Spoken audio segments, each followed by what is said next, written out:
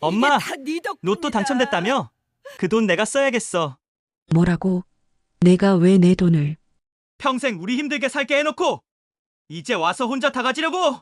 그게 무슨 말이니? 난 너희를 위해. 저는 70평생을 검소하게, 아니 쪼들리게 살아왔습니다. 남편 없이 홀로 아들을 키우며 손주들 뒷바라지하며 단 한 번도 제 자신을 위해 돈을 쓴 적이 없었죠. 낡은 보일러가 고장 나도 참고 겨울 외투도 10년째 같은 걸 입으며 살았습니다. 그저 자식이 잘 되기만을 바라며 손주들이 배고프지 않기만을 바라며 하루하루를 버텼습니다. 그런데 어느 날 장을 보러 가는 길에 무심코 산 로또 한 장이 제 인생을 송두리째 바꿔놓았습니다. 1등, 수십억의 당첨금. 평생 처음 손에 쥐어본 거액의 행운이었죠. 가슴이 벅차올랐습니다. 이제 아들도 편하게 해주고 손주들 학원비도 걱정 없이 대줄 수 있겠구나. 그렇게 생각했습니다. 하지만 제가 몰랐던 게 있었습니다. 돈이 사람을 어떻게 변하게 만드는지, 아니, 어쩌면 원래부터 그랬던 본 모습이 드러나는 것인지. 당첨 사실을 알린 그날부터 제가 알던 가족은 낯선 사람들로 변해갔습니다. 이야기를 시작하기 전 영상 아래에 구독과 좋아요 눌러주세요. 여러분의 작은 응원이 저에게 큰 힘이 됩니다. 당첨 확인증을 손에 쥔 그날 밤, 저는 잠을 이룰 수가 없었습니다. 낡은 이불 속에서 몇 번이고 그 종이를 꺼내보며 숫자를 확인했죠. 틀림없었습니다. 1등, 45억 원. 이제 아들 사업도 도와주고 며느리한테도 미안했던 것들 다 해줄 수 있겠구나. 그런 생각뿐이었습니다. 평생 자식에게 제대로 해준 게 없다는 미안함이 늘 가슴 한편에 있었거든요. 남편이 일찍 세상을 떠난 후 저는 식당 설거지, 파출 청소, 온갖 일을 하며 아들을 키웠습니다. 그래도 넉넉하게 해주지 못했죠. 대학도 지방 국립대를 간신히 보냈고 결혼할 때도 변변한 혼수 하나 제대로 마련해주지 못했습니다. 그 미안함 때문이었을까요? 저는 아들이 30이 넘어서도 계속 뒷바라지를 했습니다. 사업을 한다며 빌린 돈이 수천만 원. 번번이 실패했지만 아들은 늘 다음엔 잘 될 거예요. 엄마라며 웃었죠. 그 웃음을 보면 저는 더 이상 뭐라 할 수가 없었습니다. 며느리도 처음엔 착했습니다. 아니, 착한 척이었는지도 모르겠네요. 결혼 초에는 어머님, 제가 모실게요라며 살가운 말들을 했죠. 하지만 시간이 지나면서 태도가 달라졌습니다. 제가 손주들을 봐주는 게 당연하다는 듯 행동했고 제 낡은 옷차림을 보며 힐끗힐끗 눈치를 주곤 했죠. 어머님, 밖에 나가실 땐 좀 더 깔끔하게 입으시면 안 될까요? 손주들이 창피할 수도 있잖아요. 그런 말을 들을 때면 가슴이 철렁했습니다. 내가 그렇게 창피한 존재구나. 하지만 새 옷을 살 여력이 없었습니다. 제 통장엔 늘 10만 원도 채 남아있지 않았으니까요. 손주들 간식비, 학원비 보태주고 나면 제 몫은 없었습니다. 그렇게 살아온 세월이 10년. 손주들은 이제 초등학생이 됐고 저는 이른을 바라보는 나이가 됐습니다. 허리는 꼬부라지고 무릎은 늘 시큰거렸죠. 그래도 손주들이 할머니 하고 달려올 때면 모든 게 보상받는 기분이었습니다. 당첨금을 찾으러 가던 날 저는 가슴이 두근거렸습니다. 은행 직원이 통장에 입금을 확인시켜 줄 때 그 숫자가 믿기지 않았죠. 45억. 제 인생에서 본 적 없는 금액이었습니다. 이제 아들한테 떳떳해질 수 있겠구나. 손주들한테도 뭐든 사줄 수 있겠구나. 그날 저녁 아들네 집으로 갔습니다. 온 가족이 모여 저녁을 먹는 자리였죠. 설거지를 하던 며느리가 물었습니다. 어머님, 요즘 표정이 밝으신 것 같은데 무슨 좋은 일 있으세요? 저는 잠시 망설이다가 말했습니다. 사실은 로또에 당첨됐단다. 순간 식탁의 공기가 멈췄습니다. 아들이 숟가락을 떨어뜨렸고 며느리의 눈이 커졌습니다. 네, 로또요? 얼마나요? 1등이야. 45억. 며느리가 비명을 질렀습니다. 손주들도 와. 하고 환호했죠. 아들은 멍한 표정으로 저를 바라보다가 갑자기 일어나 제 손을 덥석 잡았습니다. 엄마, 진짜예요? 정말로요? 그래. 어제 확인했어. 그날 밤 집안은 축제 분위기였습니다. 아들 내외는 신이 나서 이런저런 계획을 쏟아냈죠. 어디 여행을 가자, 차를 바꾸자, 집을 넓히자. 저는 그저 미소를 지으며 바라봤습니다. 가족이 행복해하는 모습이 좋았으니까요. 하지만 그때 저는 몰랐습니다. 이 행복이 얼마나 덧없는 것인지, 이 돈이 제 가족을 어떻게 무너뜨릴지, 며느리의 눈빛이 이미 달라져 있다는 것도, 아들의 웃음 뒤에 숨은 계산도 보지 못했습니다. 다음 날부터 제 전화기는 쉴 새 없이 울렸습니다. 아들의 전화였죠. 엄마, 나 할 얘기가 있어요. 오늘 시간 되세요? 그렇게 조금씩 균열은 시작되고 있었습니다. 제가 평생 쌓아 올린 가족이라는 울타리에 돈이라는 이름의 금이 가기 시작한 겁니다. 아들이 집으로 찾아온 건 당첨 사실을 알린 지 사흘째 되는 날이었습니다. 평일 오후 일하러 가야 할 시간인데 양복을 말끔하게 차려입고 나타났죠. 손에는 고급스러운 서류 가방까지 들고 있었습니다. 엄마, 오늘 회사 일찍 빠져나왔어요. 무슨 일 있니? 점심은 먹었고? 엄마, 그것보다 할 얘기가 있어서요. 아들의 표정이 심각했습니다. 저는 얼른 차를 내오며 물었죠. 무슨 일인데 그러니? 애들은 괜찮고? 애들은 괜찮아요. 엄마, 저 사업 이야기 드렸잖아요. 아, 그 이야기. 아들은 몇 달 전부터 새로운 사업 구상을 하고 있다고 말했었습니다. 지인과 함께 IT 관련 회사를 차린다고 했죠. 하지만 그때는 구체적인 계획도 없고 돈도 없어서 그냥 꿈 같은 이야기로만 들었었습니다. 그래, 그 사업 말이구나. 엄마, 지금이 기회예요. 정말 잘 될 것 같거든요. 아들은 서류 가방에서 두툼한 파일을 꺼냈습니다. 사업 계획서라고 적혀 있었죠. 저는 글씨가 작아서 잘 보이지도 않았지만 아들은 신이 나서 설명하기 시작했습니다. 이 사업은 정부 지원도 받을 수 있고 시장성도 충분해요. 제 동기가 이미 투자자들 몇 명 모았고요. 저만 투자금 넣으면 바로 시작할 수 있어요. 그래. 그런데 얼마나 필요한데? 초기 투자금으로 10억 정도요.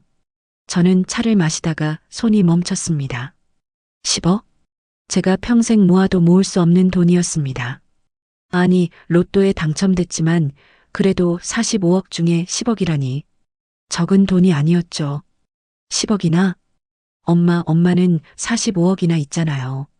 10억 정도는 저한테 투자해 주셔도 되잖아요. 투자라는 말이 이상하게 들렸습니다. 투자가 아니라 그냥 달라는 거잖아요. 하지만 저는 차마 그 말을 할 수가 없었습니다. 아들아, 그런데 내가 사업을 해서 잘 될지 엄마가 어떻게 알겠니? 엄마, 저 믿어주세요. 이번엔 정말 다릅니다. 전문가들한테 다 검증받은 사업이에요. 아들의 눈빛이 간절했습니다. 하지만 저는 예전 일들이 떠올랐죠. 5년 전에도 아들은 사업을 한다며 3천만 원을 빌렸습니다. 제가 파출이를 하며 10년 동안 모은 돈이었죠. 하지만 사업은 1년도 안 돼서 망했고 그 돈은 돌아오지 않았습니다. 아들아, 근데 지난번에 엄마, 지난번 일은 왜 자꾸 들춰내요? 그땐 제가 경험이 없어서 그랬던 거잖아요. 이번엔 달라요. 아들의 목소리가 높아졌습니다. 저는 움찔했죠. 아들이 화를 내는 걸 보는 게 무서웠습니다. 그래, 알았어. 엄마가 생각 좀 해볼게. 생각은 무슨 생각을? 엄마, 이런 기회가 언제 또 와요?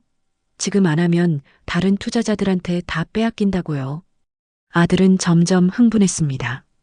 제가 대답을 못하고 있자 아들은 한숨을 크게 쉬었죠. 엄마, 저 평생 엄마한테 뭐 해달라고 한 적 있어요? 대학 때도 알바하면서 학비 벌었고 결혼할 때도 엄마한테 부담 안 드리려고 작은 예식장에서 했잖아요. 그 말에 가슴이 찔렸습니다. 맞는 말이었으니까요. 아들은 정말 철들어서는 저에게 부담을 주지 않으려고 애썼습니다. 그래서 더 미안했죠. 엄마도 알잖아요. 제가 얼마나 힘들게 살아왔는지. 친구들은 다 부모 덕 봐서 집도 사고 차도 사는데 전 혼자 다 해야 했어요. 아들아, 엄마가 미안하다. 미안하면 이번엔 도와주세요. 제발요, 엄마. 이게 마지막 기회일 수도 있어요. 저는 말문이 막혔습니다. 아들의 간절한 눈빛을 보니 거절할 수가 없었죠. 하지만 10억이라는 돈이 너무 컸습니다. 엄마, 일주일만 시간 주세요. 일주일 안에 대답 안 하시면 전 다른 투자자를 찾아볼게요. 아들은 그렇게 말하고 일어섰습니다. 차도 다 마시지 않고 나가려는 아들의 뒷모습이 서운했죠. 저는 얼른 붙잡았습니다. 아들아, 저녁이라도 먹고 가렴. 아니에요. 전 바빠서요. 생각 잘 해보세요, 엄마. 문이 닫히고 집안은 조용해졌습니다. 저는 식탁에 놓인 사업 계획서를 멍하니 바라봤죠. 글씨들이 눈에 들어오지 않았습니다. 그저 아들의 간절한 표정만 자꾸 떠올랐습니다. 그날 밤 며느리한테서 전화가 왔습니다. 어머님, 저예요. 아, 그래. 무슨 일이니? 어머님, 오늘 애아빠가 다녀갔다면서요? 응, 왔다 갔어. 며느리의 목소리가 조심스러웠습니다. 하지만 그 속에 뭔가 계산된 느낌이 있었죠. 어머님, 사업 이야기 들으셨죠? 저희도 정말 고민 많이 했어요. 근데 이번 기회를 놓치면 안 될 것 같아서요. 그래. 근데 10억이 너무 큰 돈 아니니? 어머님, 어차피 어머님 혼자 쓰시기엔 45억도 많잖아요. 그리고 애아빠 사업 잘 되면 어머님한테도 좋은 거고요. 며느리의 말투가 점점 당당해졌습니다. 어머님, 솔직히 말씀드릴게요. 저희 지금 애들 교육비에 집 대출에 정말 힘들거든요. 어머님도 아시잖아요. 근데 이번에 사업만 잘 되면 다 해결돼요. 그건 그렇지만 어머님, 그리고 저희가 잘 살아야 어머님도 편하시잖아요. 나중에 어머님 돌봐드리는 것도 저희고 어머님 병원비 되는 것도 저희인데. 그 말에 가슴이 철렁했습니다. 나중에 내가 아프면 누가 돌봐줄까? 아들 내외 말고는 없죠. 며느리의 말이 협박처럼 들렸지만 사실이기도 했습니다. 알았어, 며느리야. 엄마가 생각해 볼게. 네, 어머님. 좋은 결정 내려주실 거라 믿어요. 그럼 안녕히 주무세요. 전화를 끊고 나니 가슴이 답답했습니다. 저는 창밖을 바라봤죠. 어두운 밤하늘에 별이 하나도 보이지 않았습니다. 이게 맞는 걸까? 아들을 도와주는 게 맞는 걸까? 하지만 제 마음 한구석에서는 다른 목소리가 들렸습니다. 10억을 주고 나면 또 달라고 하면 어떡하지? 그리고 사업이 또 실패하면? 그날 밤 저는 잠을 이룰 수가 없었습니다. 천장을 바라보며 새벽까지 고민했죠. 아들의 간절한 눈빛과 며느리의 계산된 말투가 계속 머릿속을 맴돌았습니다. 다음 날 아침 아들한테서 문자가 왔습니다. 엄마, 투자자 미팅이 이번 주 금요일이에요. 그때까지 답 주세요. 고작 사흘. 제가 생각할 시간을 더 줄여버린 겁니다. 저는 한숨을 쉬며 휴대폰을 내려놓았습니다. 그리고 그때 현관문이 열렸습니다. 며느리가 손주들을 데리고 들어왔죠. 어머님, 애들 오늘 학원 가야 해서요. 잠깐만 봐주세요. 며느리는 그렇게 말하고는 현관 신발장 위에 서류 봉투를 놓았습니다. 어머님, 그거 한번 보세요.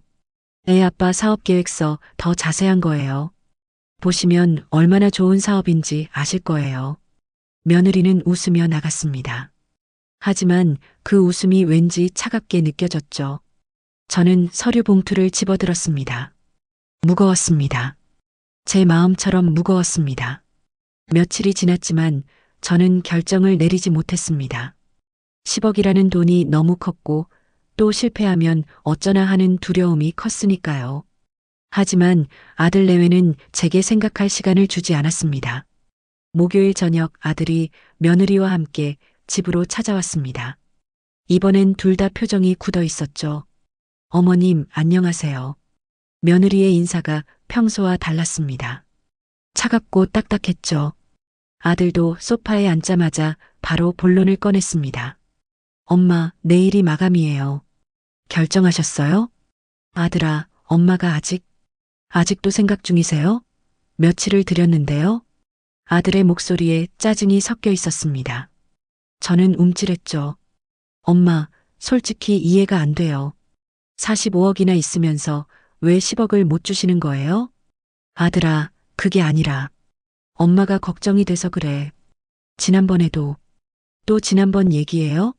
엄마, 지난번하고 이번은 완전히 달라요. 아들이 소리를 질렀습니다. 저는 깜짝 놀라 뒤로 물러났죠. 평생 아들이 저한테 소리 지른 적이 없었거든요. 여보, 진정해요. 며느리가 아들을 말렸지만 그 눈빛은 저를 향해 있었습니다. 차갑고 날카로운 눈빛이었죠. 어머님, 저희 입장도 좀 생각해 주세요. 저희가 얼마나 힘들게 사는지 아시잖아요. 알지, 며느리야. 엄마도 그래서 항상 미안하고, 미안하시면 도와주세요. 말로만 미안하다고 하지 마시고요. 며느리의 말투가 돌변했습니다. 더 이상 며느리가 아니라 제게 뭔가를 요구하는 채권자 같았죠. 어머님, 솔직히 말씀드릴게요. 어머님이 45억을 혼자 다 가지실 이유가 있어요? 그 돈 어떻게 만드신 거예요? 그냥 운 좋게 로또 당첨된 거잖아요. 그렇긴 하지만 저희는 10년 동안 어머님 모시면서 살았어요. 애들 봐달라고 하면 봐드리고 어머님 병원 갈 때마다 모시고 가고 그런데 이제 와서 돈 좀 달라니까 이러시는 거예요? 며느리의 말에 가슴이 뜨끔했습니다. 사실이었으니까요. 며느리는 그동안 저를 많이 도와줬습니다. 병원에 갈 때마다 차로 데려다 주고 명절 때마다 음식도 해오고 물론 제가 손주들을 봐주고 집안일도 도와드렸지만 며느리 입장에서는 시어머니를 모시는 게 부담이었겠죠. 며느리야, 엄마가 감사하게 생각하고 있어. 근데 10억은 너무 많아요? 어머님, 저희 집 담보대출 남은 거 아세요? 3억이에요. 애들 학원비 한 달에 100만 원씩 나가고 차 할부금에 생활비에 저희 정말 빠듯하게 살고 있어요. 며느리가 눈물을 글썽였습니다. 하지만 그 눈물이 진짜인지 연기인지 알 수가 없었죠. 그러니까 이번 사업만 성공하면 다 해결된다고요. 어머님도 편해지시는 거예요. 맞아요, 엄마. 제가 성공하면 엄마한테 2배로 갚을게요. 아니, 3배로 갚을게요. 아들이 제 손을 잡았습니다. 떨리는 손이었죠.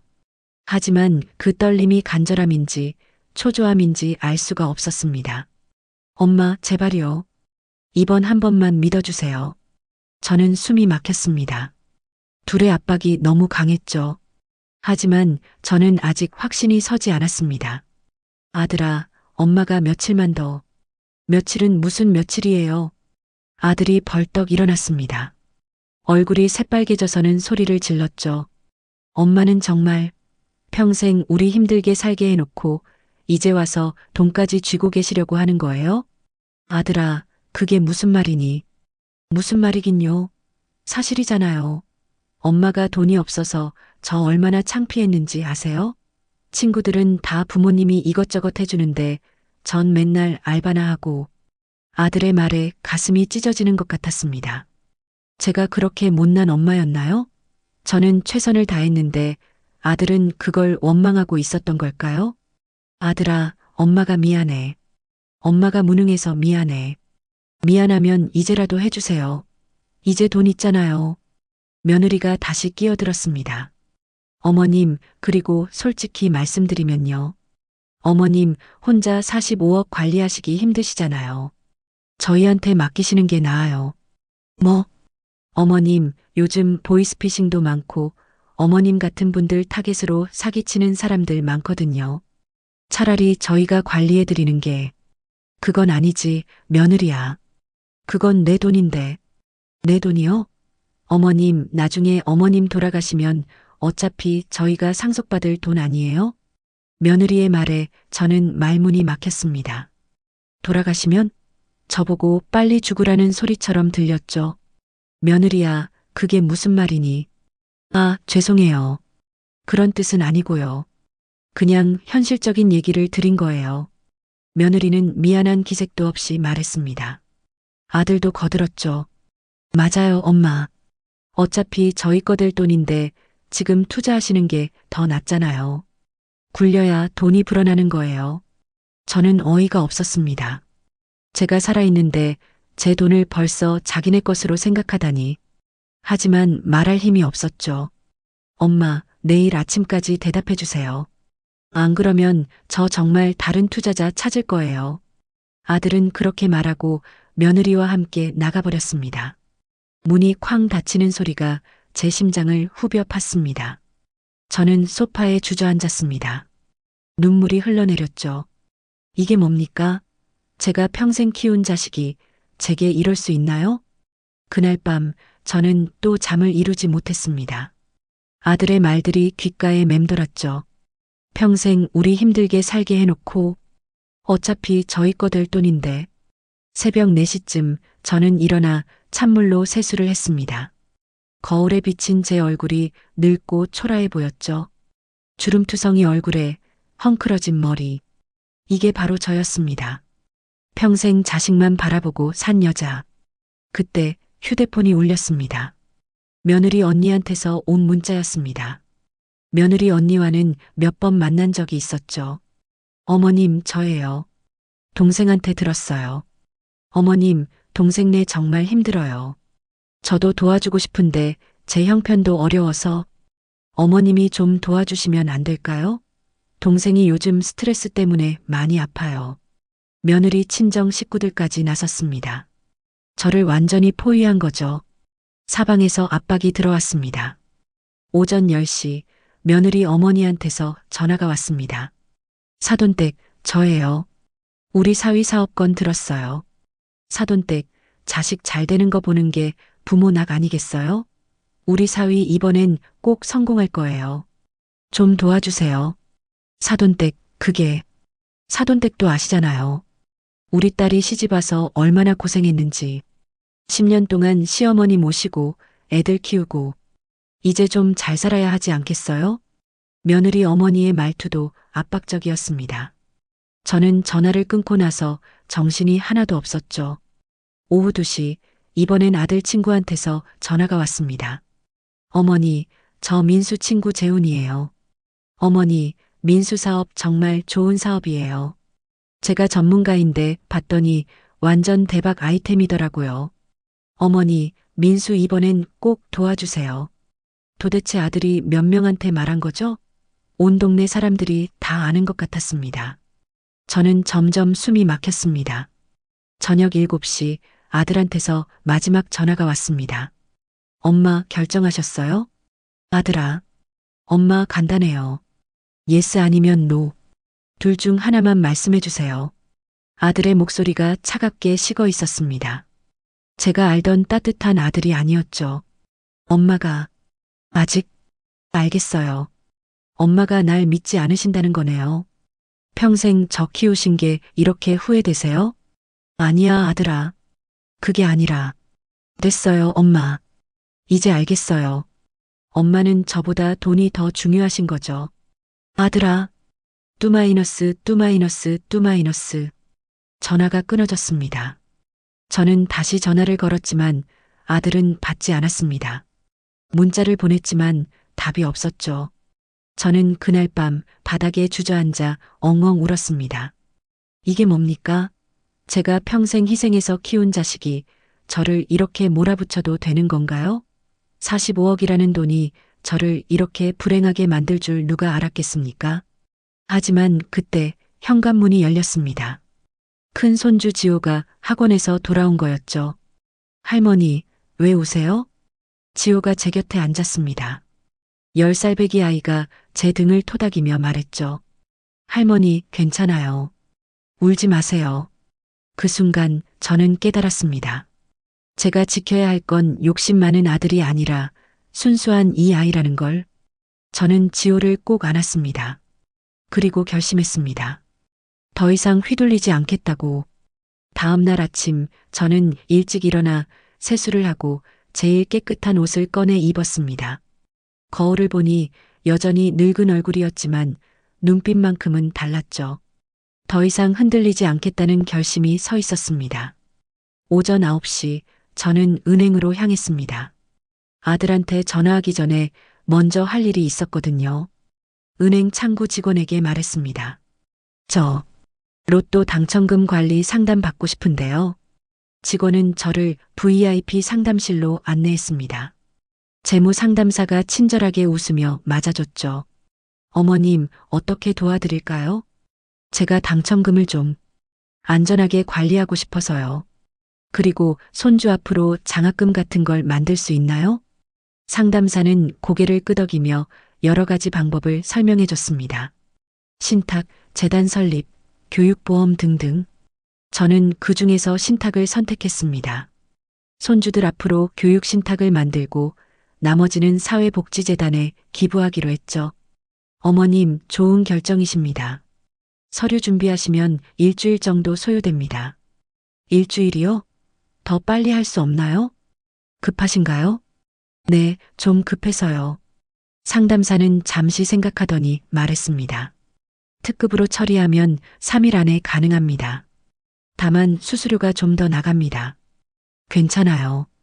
그렇게 해주세요. 저는 서류에 하나하나 서명했습니다.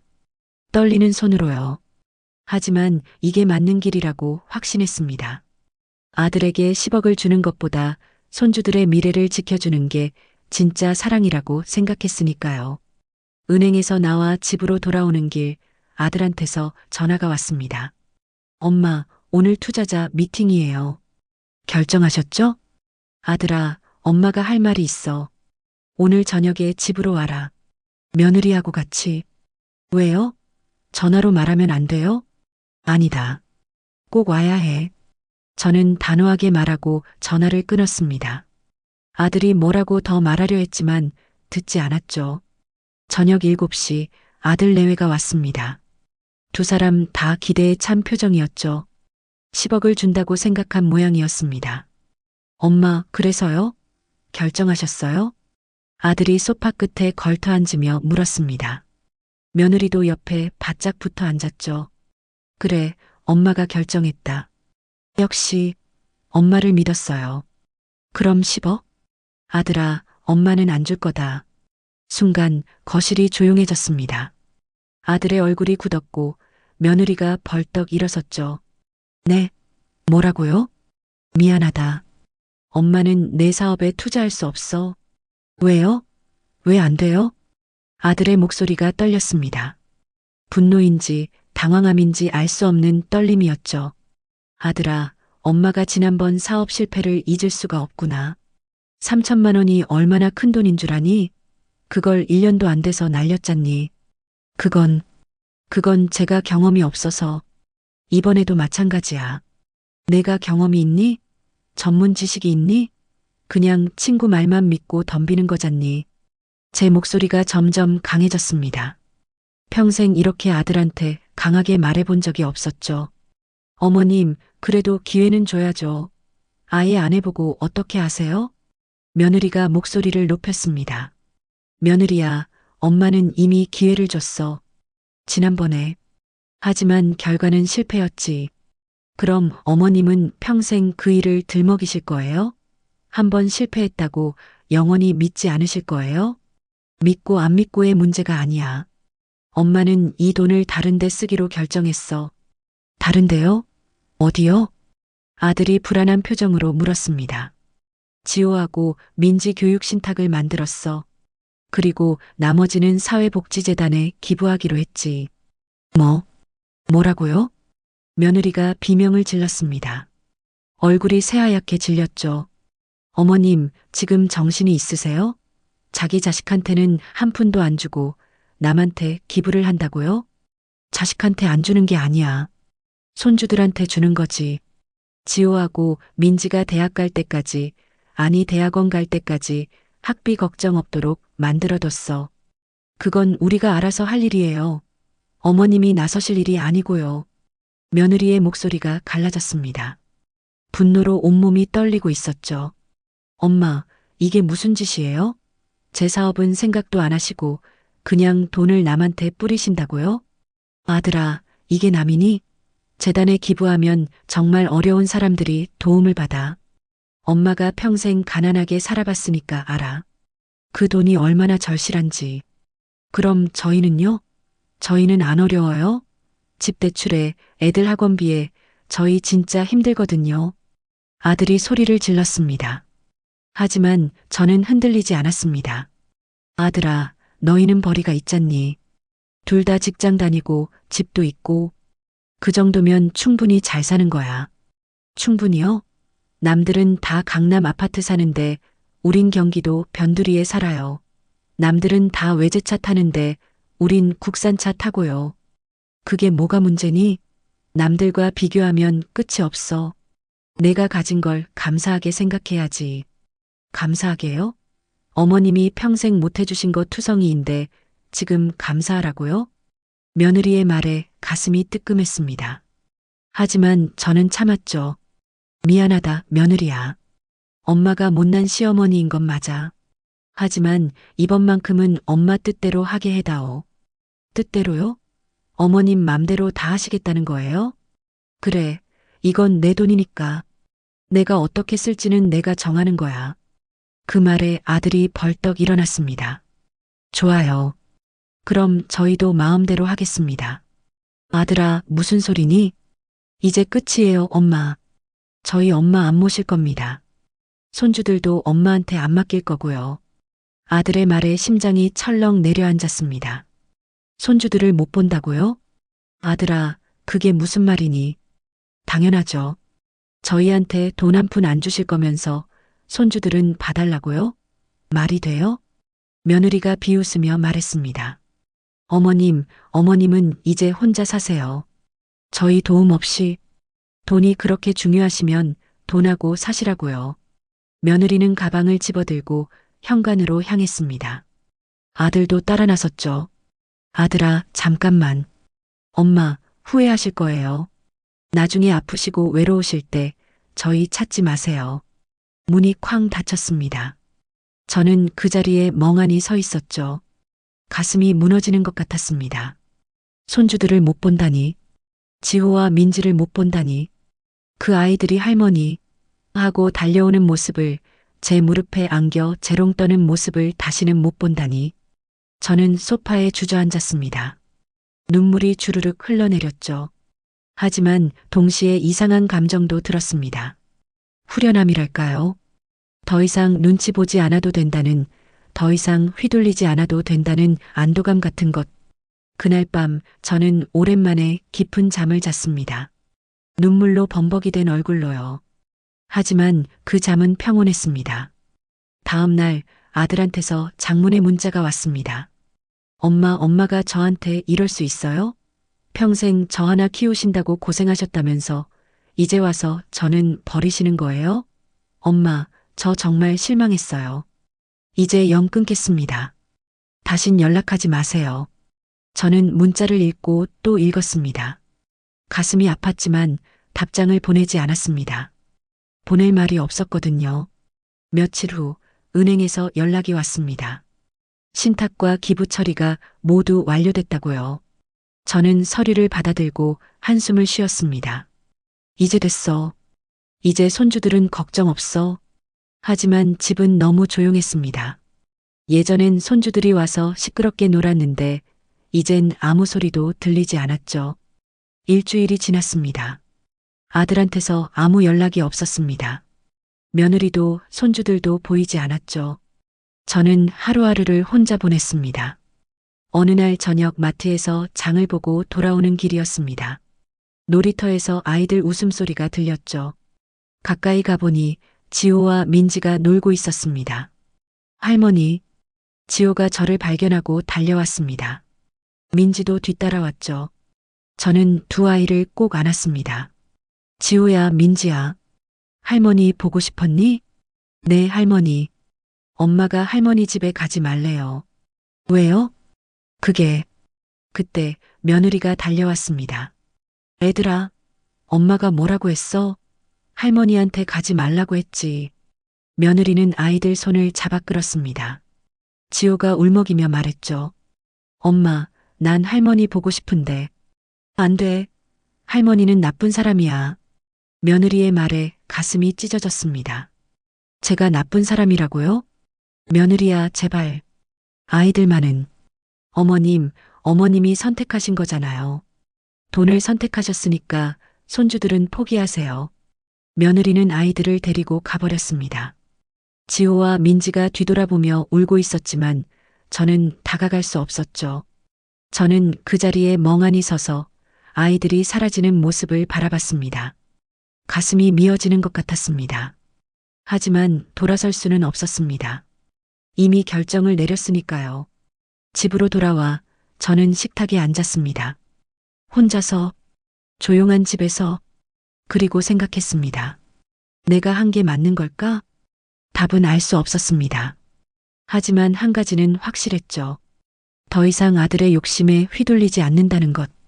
그리고 손주들의 미래만큼은 지켜냈다는 것. 그것만으로도 충분했습니다. 비록 외롭고 아프더라도 그렇게 한 달이 흘렀습니다.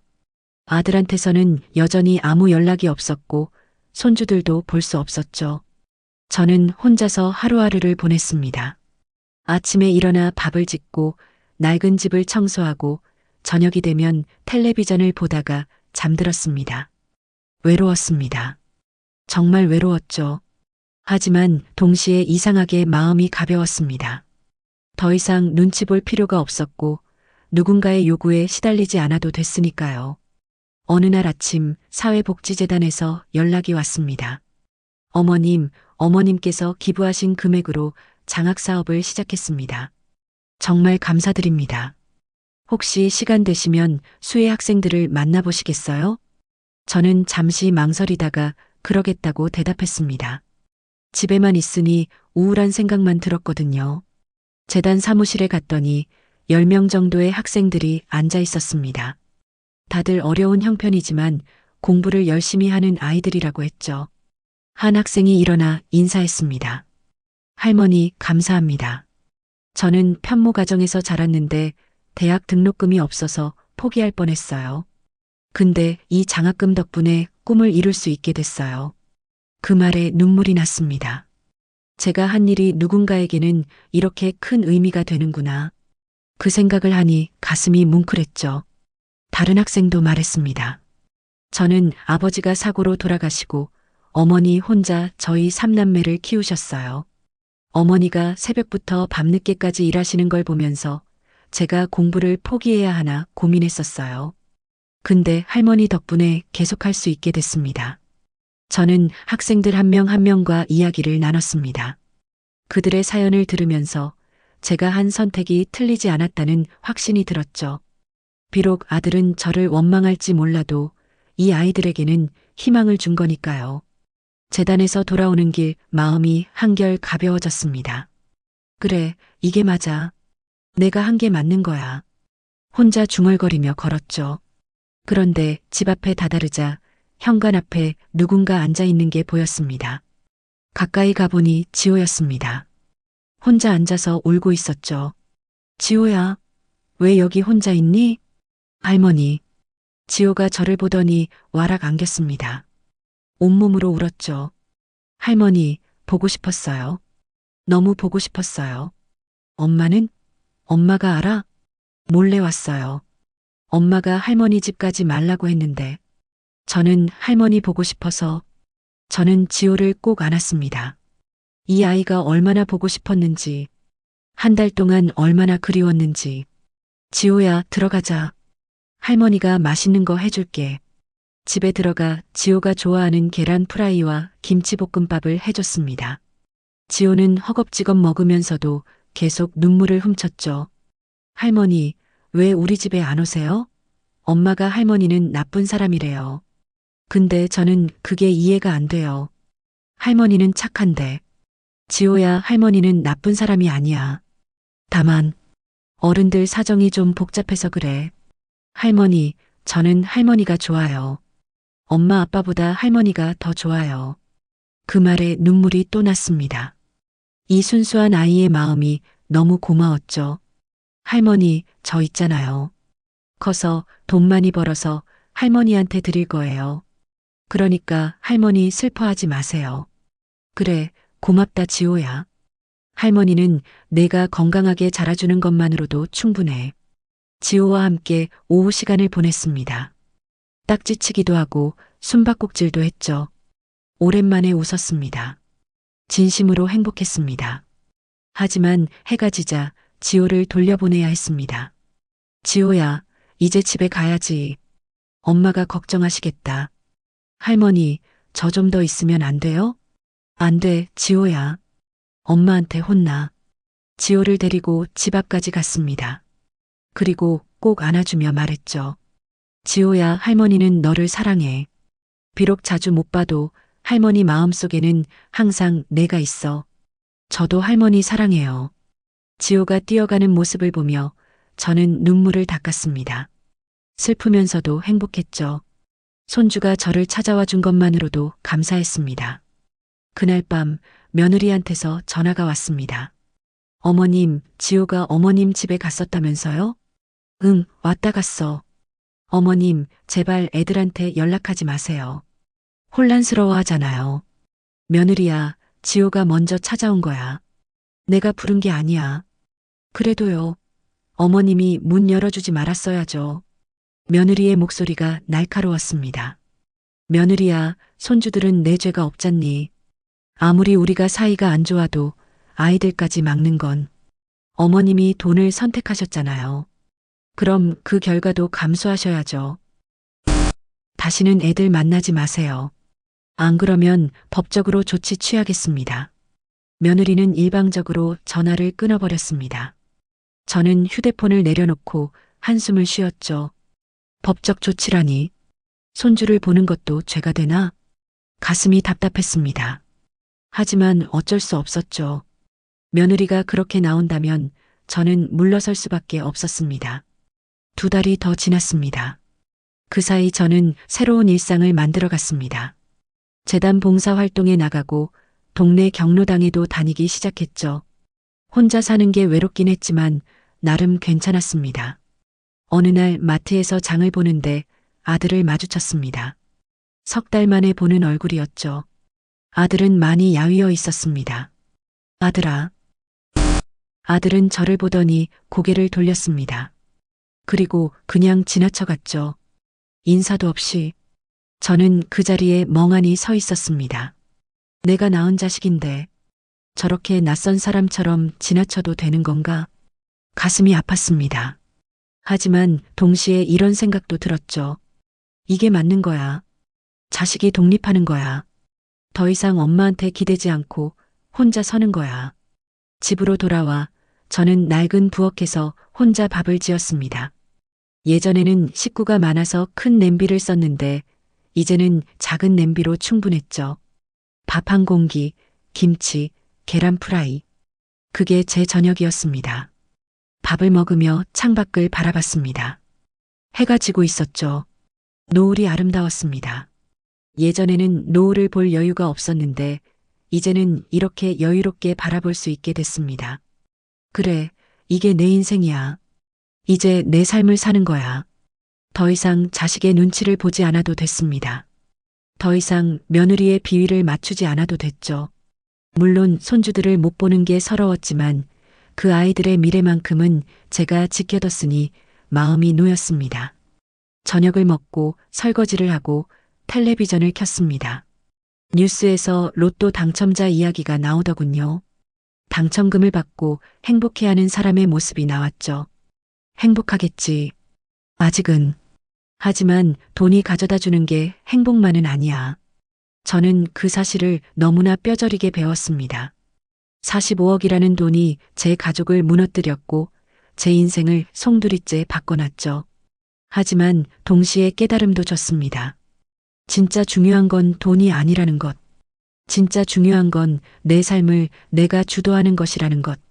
그리고 진짜 사랑은 조건 없이 주는 거지 대가를 바라는 게 아니라는 것.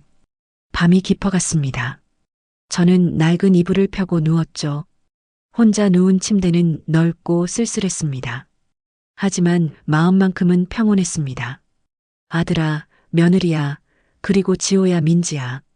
할머니는 너희를 사랑해. 비록 함께 있지 못해도 할머니 마음속에는 항상 너희가 있단다. 눈을 감았습니다. 그리고 생각했죠. 내일은 뭘 하지? 재단에 가서 아이들 만나볼까? 아니면 경로당 가서 친구들이랑 화투라도 칠까?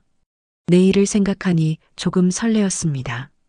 예전에는 내일이 두려웠는데 이제는 기대가 됐죠. 저는 70평생을 남을 위해 살았습니다. 남편을 위해, 아들을 위해, 손주들을 위해. 하지만 이제는 달랐습니다. 남은 인생만큼은 저를 위해 살 겁니다. 물론 외롭습니다. 가끔은 너무 외로워서 눈물이 납니다. 손주들 얼굴이 보고 싶어서 미칠 것 같을 때도 있죠. 하지만 후회는 하지 않습니다. 제가 한 선택이 맞았다고 믿습니다. 아들의 끝없는 욕심에 굴복하지 않은 것, 손주들의 미래를 지켜준 것, 어려운 사람들에게 희망을 나눠준 것. 그 모든 게 옳은 선택이었다고 믿습니다. 그렇게 저는 잠이 들었습니다.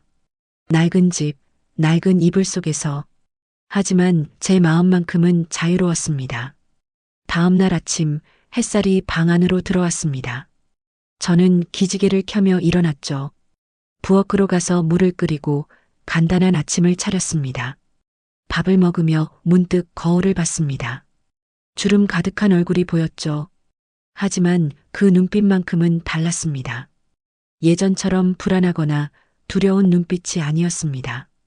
담담하고 평온한 눈빛이었죠. 그래, 이게 나야. 이게 진짜 내 모습이야. 저는 미소를 지었습니다. 오랜만에 진심으로 웃었습니다. 현관문을 열고 밖으로 나갔습니다. 상쾌한 아침 공기가 폐속으로 들어왔죠. 동네 뒷산으로 산책을 갔습니다. 천천히 제 속도로 산책을 하며 생각했습니다. 제 인생이 얼마나 남았을까요? 10년? 20년? 모르겠습니다. 하지만 한 가지는 확실합니다. 남은 시간만큼은 저답게 살겠다는 것. 더 이상 누군가의 눈치를 보지 않고, 더 이상 누군가의 욕심에 휘둘리지 않고, 제 뜻대로, 제 방식대로 살아가겠습니다. 그게 바로 제가 45억과 바꾼 것입니다. 자유, 그리고 존엄. 비록 가족은 잃었지만 저 자신은 찾았습니다. 그것만으로도 충분합니다. 저는 산을 오르며 중얼거렸습니다. 이제 내 인생이야. 내가 사는 거야. 그리고 웃었습니다. 해방된 사람의 웃음이었습니다. 여러분, 오늘 이야기 어떠셨나요?